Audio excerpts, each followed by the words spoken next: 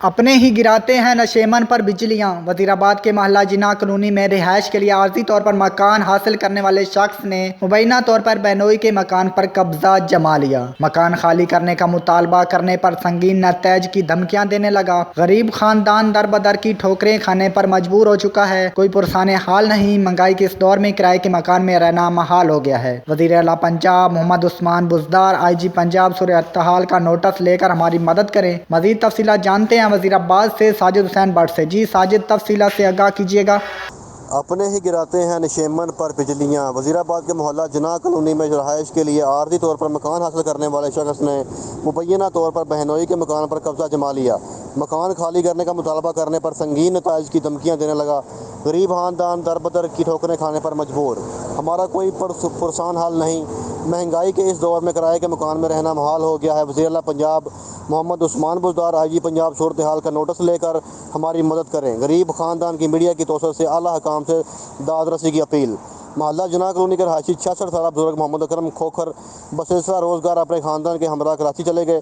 इस दौरान उन्होंने एहसान करते हुए किराए के मकान की तलाश में मारे मारे फिरने वाले अपने ब्रदर निस्बती जमील अहमद खोखर को आर्जी तौर पर रहायश के लिए मकान दे दिया, जो बगैर किसी कानूनी मलकियत के इनके मकान पर नाजायज़ काबिज हो चुका है। गबल अजीम मुलज़म ने मुबैना तौर पर फायरिंग करके हमें जान से मारने की धमकियाँ दी। मुतासरा ख़ानदान ने कहा कि हमारे पास नाजायज़ कब्ज़ा के हसूल के लिए अदालती दरवाज़ा खटखटाने की भी अखराजात नहीं। मुकामी कारखानों में मेहनत मजदूरी करके 2 वक्त की रोटी के लिए चूल्हा गर्म कर रखना मुश्किल है। वज़ीर आला पंजाब मोहम्मद उस्मान बुज़दार IG पंजाब अल्लाह रसूल की वास्ते अल्लाह के वास्ते हमारी मदद करके सूरत-ए-हाल का नोटिस लेकर बाअसर मुलज़म से हमारा मकान खाली करवा के हमारी दाद रसी करें। Sajid Bhatt, city 5 news, Wazirabad. ਅਸੀਂ ਕਰਾਚੀ ਚਲੇ ਗਏ ਸਾਂ। ਕਰਾਚੀ ਅਸੀਂ ਰਹੇ ਹਾਂ 7-8 ਸਾਲ ਰਹੇ ਹਾਂ ਤੇ ਇਹਨੂੰ ਮਕਾਨ ਦੇ ਕੇ ਗਏ ਸਾਂ ਅਸੀਂ ਕਿ ਸਿਰਫ ਅਮਾਨਤ ਦੀ ਤੌਰ ਤੇ ਲੈ ਜਮੀਲ ਸਾਹਿਬ ਤੁਸੀਂ ਇੱਥੇ ਨਹੀਂ ਤੁਹਾਡੇ ਕੋਲ ਹੈਗਾ ਮਕਾਨ ਤੇ ਤੁਸੀਂ ਮਕਾਨ ਦੇ ਵਿੱਚ ਨਾ ਤੁਸੀਂ ਫੇਰ ਰਵੋ ਜਾ ਕੇ। ਅਮਾਨਤ ਦੇ ਤੌਰ ਰਹਿ ਕੇ ਤੇ ਇਹਨੇ ਜਨਾਬ ਕਬਜ਼ਾ ਹੀ ਕਰ ਲਿਆ ਬਿਲਕੁਲ ਹੀ। ਵਾਪਸੀ ਆਏ ਆ ਤੇ ਆ ਕੇ ਕਿਹਾ ਕਿ ਸਾਨੂੰ ਮਕਾਨ ਦਿਓ।